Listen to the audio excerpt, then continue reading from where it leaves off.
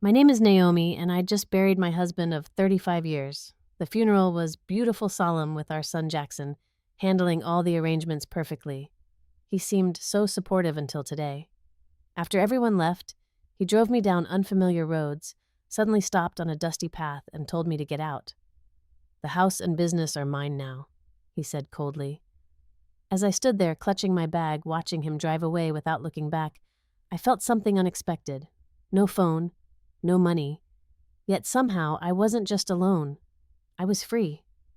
Before I tell you what happened next in this unbelievable journey, take a moment to like and subscribe and let me know where you're watching from. This story might just change how you see family forever. I always thought I had a good life with Richard. We met when I was 23, married within 6 months, and built what looked like the perfect family from the outside. Richard owned a successful construction supply business that grew steadily over the years. Our son Jackson came along a year after we married, and I left my job as a bank teller to raise him full-time, just as Richard wanted. Richard was what people called a strong personality. He made all the financial decisions, controlled the bank accounts, and determined how our family operated. I never questioned it because that's what marriage looked like in my family growing up. My father had been the same way with my mother. Richard would give me a household allowance each month, and I had to account for every penny. If I needed something extra, I had to ask, and he would often question whether I really needed it. As Jackson grew older, I noticed him adopting his father's mannerisms and attitudes. By the time he was in high school, he was mimicking Richard's dismissive tone toward me. In college, he studied business and came back to work alongside his father, the two of them forming a tight bond that somehow always made me feel like an outsider in my own family. 3 weeks ago, Richard collapsed in his office from a massive heart attack. He was gone before the ambulance even arrived. The shock was overwhelming. Despite our difficult relationship, we had been together for 35 years. I felt adrift, completely unprepared for life without him. The days after his death were a blur. Jackson took charge of everything from the funeral arrangements to dealing with the business. I was grateful then, too numb with grief to handle the details. He seemed so mature, so capable that I didn't notice how he was systematically pushing me out of every decision. When I suggested we look through Richard's papers together, Jackson told me not to worry about it. When I asked about the business, he said he had it under control. The reading of the will was a formality I barely paid attention to, until the lawyer said the words that should have alarmed me: "All business assets and properties transfer directly to Jackson Walter Phillips. For Naomi Phillips' care shall be provided by her son as the new head of the family business." I remember nodding, accepting this as Richard's final decision. After all, I had never been involved in the business, and Jackson was Richard's pride and joy.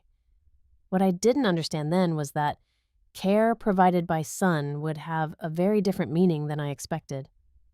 I was about to learn exactly what my place in the family truly was now that Richard was gone, and Jackson held all the power. The morning after the funeral, everything changed. Jackson came downstairs dressed for work while I was making coffee in the kitchen, still wearing my robe and feeling the heavy weight of grief. His demeanor was different, colder somehow. "You need to pack a bag," he said without preamble. "Just essentials. We're leaving in an hour." I looked at him confused. "Where are we going?" "Just pack what you need, not too much." He wouldn't meet my eyes. I thought perhaps we were going to his house for a while. Jackson had a large home across town that he had bought 2 years ago. It made sense that he might want me to stay with him and his girlfriend Laura temporarily. I didn't question it, just went upstairs and packed a small suitcase with clothes, toiletries, and a few photographs. When Jackson saw the suitcase, he frowned. "Just a bag is fine. You won't need all that." Something in his tone made my stomach tighten, but I transferred some items to my large purse and left the suitcase behind. We got into his black SUV without another word. As we drove, I tried to make conversation asking about the business and what would happen to the house. Jackson kept his answers short and vague. "It's all taken care of," he repeated several times. I noticed we weren't heading toward his neighborhood, but I assumed we had an errand to run first. The landscape began to change as we drove further from town. Suburban neighborhoods gave way to scattered farms, then to open countryside with fewer and fewer houses. My anxiety grew as Jackson turned onto progressively smaller roads, eventually pulling onto a dusty gravel path that seemed to lead nowhere. After about a mile down this road, Jackson suddenly stopped the car and turned to me with an expression I'd never seen before. "This is where you get off," he said flatly. I laughed nervously. Sure, he must be joking. "What are you talking about? The house and business are mine now. Dad never wanted you to have any part of it. He told me years ago that you were just along for the ride." I felt like I couldn't breathe. "Jackson, what are you saying? I'm your mother. And you've served your purpose. Dad's gone now, and I don't need the burden of taking care of you. I have my own life." I reached for the door handle in panic as he leaned across me to push open the passenger door. "You can't do this. Where am I supposed to go?" "That's not my problem anymore." His voice was cold, so much like Richard's when he was angry. "You've got some cash in your purse. Figure it out." I stumbled out of the car, still protesting, tears streaming down my face. "Jackson, please. This can't be happening." But it was. My son, my only child, looked straight ahead as he put the car in gear. The last thing he said before driving away was, "Dad would have done the same thing eventually. He was just waiting for the right time." I stood there in the dust of the road, watching the car disappear around a bend. My legs gave out and I sank to the ground, my mind unable to process what had just happened. The betrayal was so complete, so calculated, that I couldn't even comprehend it fully. My husband was dead, and my son had just abandoned me on a deserted road, taking everything I thought was mine. I had no phone, very little money, and no idea where I even was. The shock of it all made me physically ill, and I retched into the ditch beside the road, my body shaking uncontrollably as the reality of my situation began to sink in. After the initial wave of panic and disbelief passed, something shifted inside me. It was like a switch flipped from terror to determination. I couldn't just sit there in the dust waiting for a miracle.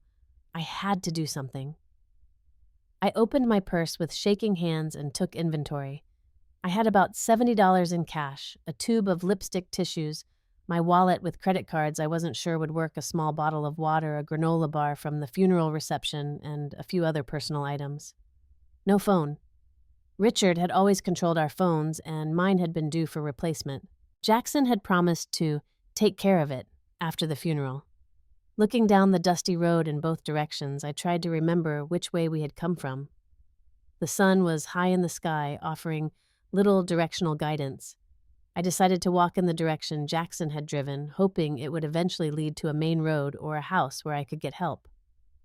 My dress shoes from the funeral were completely impractical for walking on gravel, but they were all I had.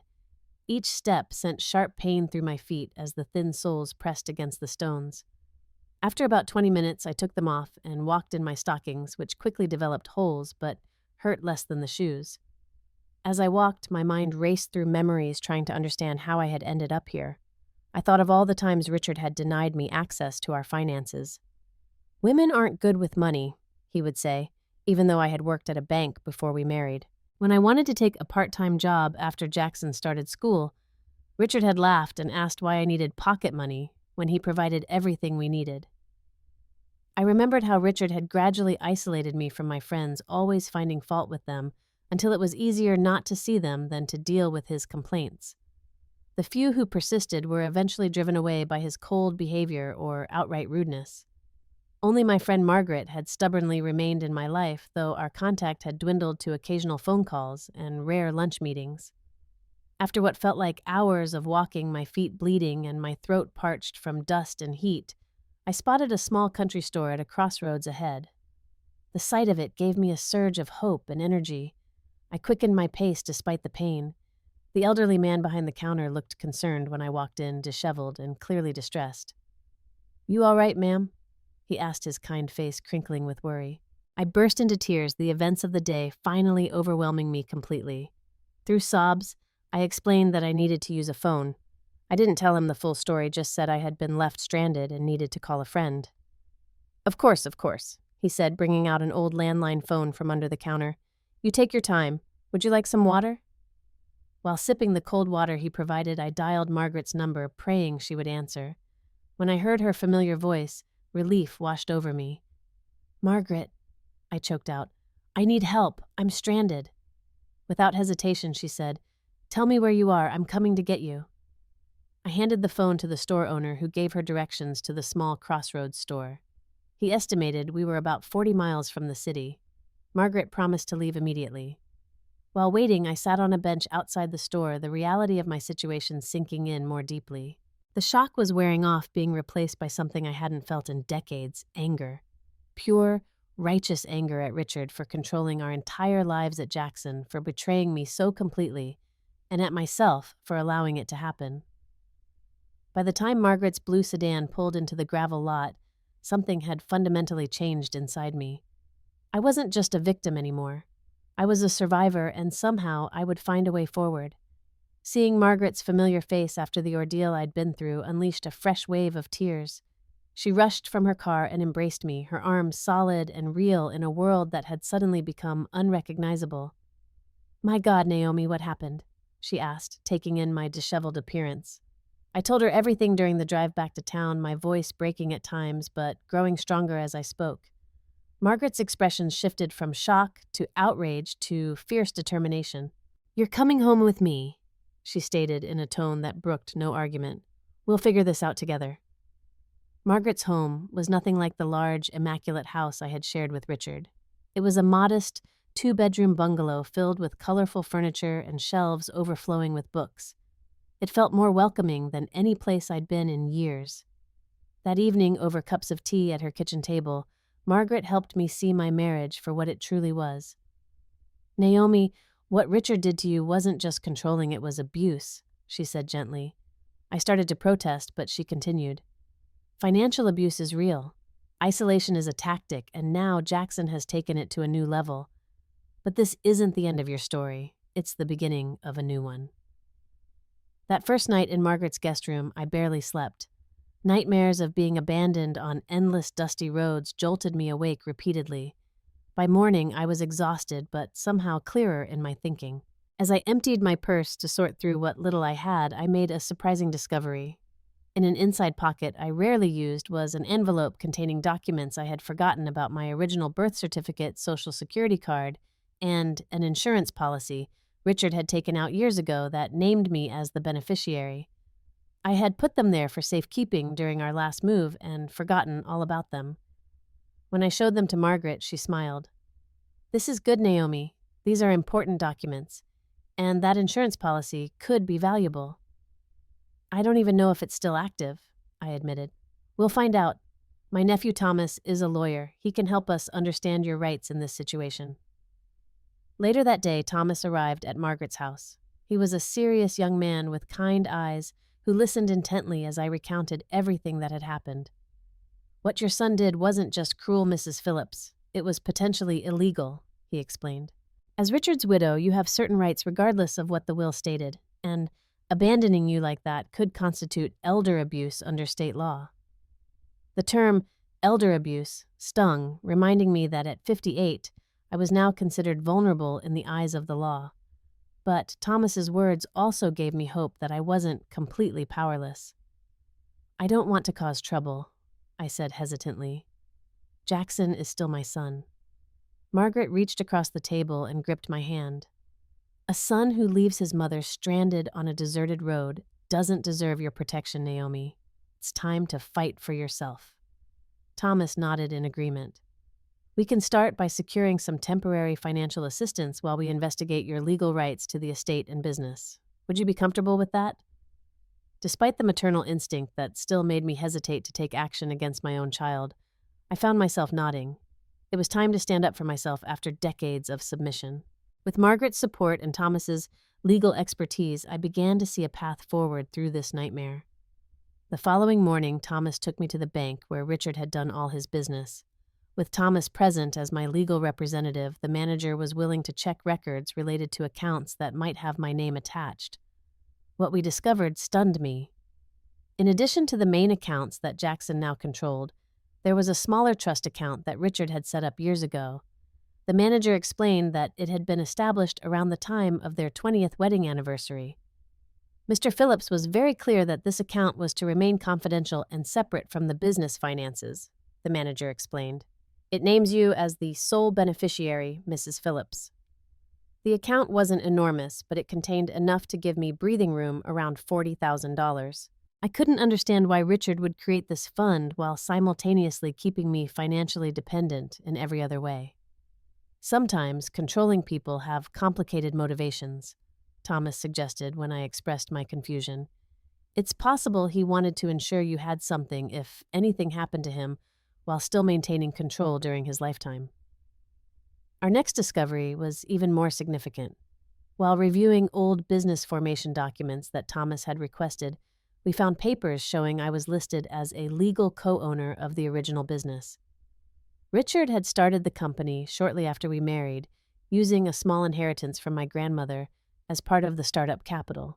The paperwork clearly listed both of us as owners, though Richard had managed everything from day one. "This changes everything," Thomas said excitedly. "Even if later documents reduced your ownership, this establishes your initial stake in the company. Jackson cannot simply take it all." Further investigation revealed troubling patterns in the business's financial records. With help from a forensic accountant friend of Thomas, we discovered that Jackson had been gradually shifting money from the main business accounts into separate accounts under his sole control for at least 3 years. This had started long before Richard's death, suggesting a premeditated plan. We also located a former employee named David who had worked closely with Richard for years before being abruptly fired the previous year. When Thomas contacted him, he was eager to talk. "Your husband could be a difficult man to work for, Mrs. Phillips," David told me when we met at Margaret's house. "But I always saw how your ideas influenced the business, even if Richard took credit for them. Like the customer loyalty program that boosted sales by 30%. Everyone knew that was your suggestion." I had almost forgotten about that program. I had mentioned it to Richard casually over dinner one night based on something I had seen at another business. He had implemented it weeks later, presenting it as his own innovation. David continued, "Richard and Jackson had been pushing me out for months before I left. I think it was because I knew too much about how they operated." "What do you mean?" Thomas asked. "I overheard them discussing plans for the business after Richard was gone. This was over a year before his heart attack. They were specifically talking about how to ensure you wouldn't have any claim to anything, Mrs. Phillips." This revelation hit me like a physical blow. My husband and son had been plotting to exclude me even before Richard's death. The betrayal went deeper than I had imagined. As our investigation continued, we found altered documents with signatures that didn't match my handwriting forms I had supposedly signed, relinquishing rights to business assets that I had never seen before. "These are forgeries," Thomas confirmed after having them examined by an expert. "We have enough evidence to build a strong case against Jackson. He's committed fraud, plain and simple." With each discovery, I felt a strange mix of pain and empowerment. The hurt of betrayal was profound, but for the first time in decades, I was taking action to stand up for myself. I was learning the truth about my marriage and my place in the family business, and with that knowledge came a growing sense of strength. "Are you ready to confront him?" Thomas asked after several days of gathering evidence. I took a deep breath and nodded. "Yes, it's time Jackson learned that I'm not going to disappear quietly." We planned the confrontation carefully. Thomas arranged for a sheriff's deputy to accompany us along with a court order freezing the business assets pending investigation. Margaret insisted on coming for moral support. We decided to approach Jackson at the business during working hours, when employees would be present and he would be less likely to react violently. The business headquarters was a large warehouse with attached offices on the outskirts of town. As our small procession pulled into the parking lot, I felt my heart pounding so hard I thought it might burst from my chest. But alongside the fear was a steely determination I had never experienced before. The receptionist's eyes widened when she saw me walk in with Thomas, Margaret, and the deputy. "Mrs. Phillips, we thought you were away." "I'm back," I said simply. "Is Jackson in his office?" Before she could answer, Jackson himself emerged from a doorway, stopping dead in his tracks when he saw me. The color drained from his face. "What are you doing here?" he demanded, quickly glancing around at the small audience of employees who had stopped working to watch the scene unfold. Thomas stepped forward. "Mr. Phillips." "I'm Thomas Reeves, attorney for Mrs. Naomi Phillips. I'm here to serve you with this court order freezing all business and personal assets related to Phillips Construction Supply pending investigation into allegations of fraud and elder abuse. Jackson's face contorted with rage. This is ridiculous. You have no right. He turned to me, pointing an accusatory finger. Is this how you repay everything Dad and I did for you by coming back with false accusations? I stepped forward, surprising myself with how steady my voice was.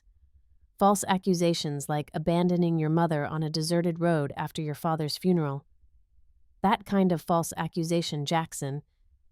The gasps from the watching employees told me that Jackson had created a very different story about my absence. We found the original business documents, Jackson, I continued. The ones showing I was co-owner from the beginning. We found the forged papers, too. Did you really think I wouldn't fight back?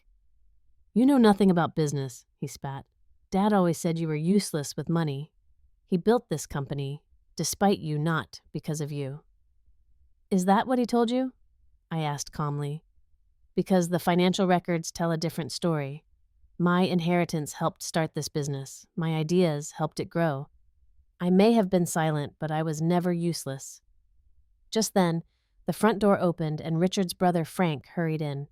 Frank had always been Richard's right-hand man in the business. One look at the scene before him, and his face fell. Jackson, what's going on? He asked cautiously. Your nephew abandoned Mrs. Phillips on a remote road after the funeral, Thomas explained. And we've uncovered evidence of substantial financial fraud. Frank looked from Jackson to me and back again, then made a decision that shocked everyone. I told you this was going too far, Jackson. I was fine with restructuring the company, but what you did to your mother... He turned to the deputy. I have information about the financial irregularities. I was part of it, but I want to cooperate now.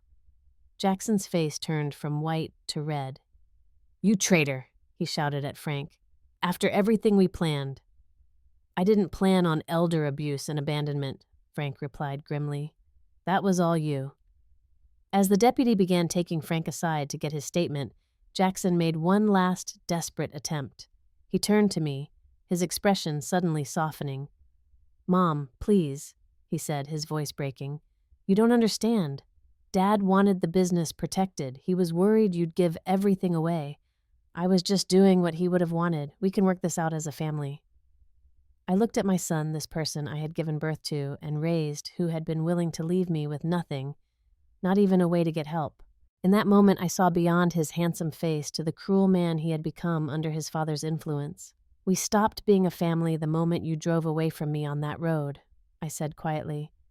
A family doesn't treat each other as disposable. A family doesn't conspire and lie. What you and your father built wasn't a family business. It was a conspiracy against the one person who loved you both unconditionally. The deputy returned and asked Jackson to come with him to answer some questions. As they walked out, I stood in the middle of the office that should have been partly mine all along. Several employees approached me offering quiet words of support. One elderly secretary hugged me tightly. We always knew you were the heart of this place, Mrs. Phillips, she whispered. Welcome back. 6 months passed in what felt like both a moment and a lifetime. The legal battle was intense, but ultimately successful. The court recognized my original ownership stake in the business and my rights as Richard's widow despite the manipulated will. Jackson faced charges for fraud and elder abuse, eventually accepting a plea deal that included restitution and community service. I chose not to press for maximum penalties. Despite everything, he was still my son, though our relationship was irrevocably damaged. Part of me hoped that someday, with professional help, he might understand the toxicity of what Richard had taught him and find a better path. That was for the future to determine. With my settlement, which included half the value of the business and house, I bought a small but comfortable apartment in a part of town I had always liked, but Richard had deemed too artsy. I sold my portion of the business back to the company, wanting no ongoing connection to that chapter of my life. Margaret remained my closest friend, but my circle had expanded. I joined a support group for women leaving controlling relationships and found understanding and camaraderie there. Some of those women became dear friends who understood my journey in ways others couldn't. I volunteered at a women's shelter twice a week, sharing my experience and helping others recognize the signs of financial abuse and control that I had normalized for so long. Using my banking background, I created workshops on financial literacy for women starting over. The work gave me purpose and helped transform my pain into something meaningful. In quiet moments, I often reflected on the irony that Jackson's cruel abandonment had actually set me free. If he had maintained the illusion of care while continuing to control me as Richard had, I might never have discovered my own strength or the truth about my rights. That dusty road where he left me became the unlikely starting point of my liberation. I learned to enjoy simple pleasures without asking permission, buying fresh flowers for my apartment each week, taking spontaneous day trips to places I had always wanted to see, choosing what to watch on television. These small freedoms might seem trivial to some, but to me they represented a reclamation of self. My first independent financial decisions were both terrifying and exhilarating. Opening my own bank accounts, making investments, planning for my future, all things Richard had convinced me I was incapable of understanding. The financial advisor I worked with was impressed with my natural aptitude, confirming what I had suspected Richard's limitations had been projections, not truths. At 59, I was building a life entirely my own for the first time. It wasn't the life I had imagined, but it was rich with authentic connections and genuine purpose. I had lost a husband and son, but gained myself in the process. The most profound lesson from my journey was that sometimes losing everything is the only way to discover what truly matters. When Jackson drove away that day, leaving me with nothing but my purse and the clothes I wore, he thought he was discarding me. He never imagined he was setting me free to discover my worth beyond being someone's wife or mother. I have come to understand that forgiveness isn't about excusing what Richard and Jackson did. It's about releasing the hold their actions have on my heart and mind. Forgiveness is a gift I give myself, not them allowing me to move forward unburdened by bitterness. As I look toward the future now, I see possibilities I never dared imagine before. Have you ever felt trapped in a role others created for you? Have you recognized the warning signs of control in your own relationships? I hope my story helps you see that it's never too late to reclaim your power and write a new chapter. If you found meaning in what I've shared today, please like and subscribe to hear more stories of transformation. Share this with someone who might need to hear that even in our darkest moments, freedom and renewal are possible. Thank you for walking this path with me, and remember, your worth is inherent, not determined by those who fail to see it.